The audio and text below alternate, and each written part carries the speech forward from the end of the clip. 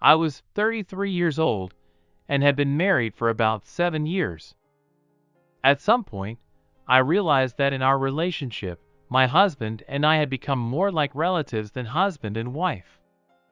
At first, sex became routine, and then it disappeared altogether. 1 month, 2, 3, 6 months passed. I couldn't understand why we had gone so long without intimacy, so I decided to talk to my husband. Did you expect passion after so many years of marriage? It doesn't work like that. Ask your friends, I'm sure they're no better off. My husband rejected me, but I didn't give up.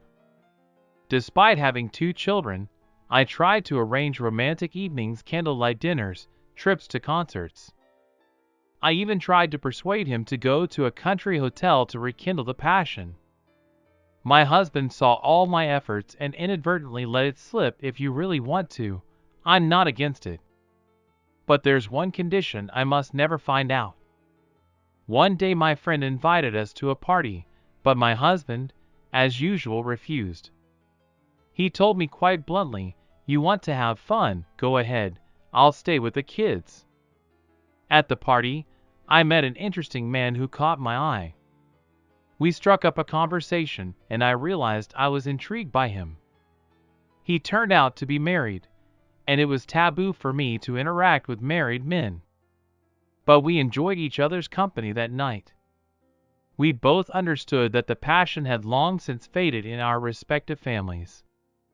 After the party, we shared a kiss, and then a fervent exchange of messages began. He was an intelligent and creative individual, and I could say that I was experiencing orgasms just from our messages.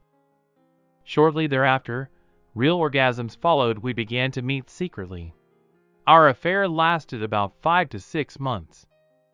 During this time, I felt wanted, confident, and alive again. I began to exercise, lost weight, and was filled with inner energy. I also felt much better in my family life.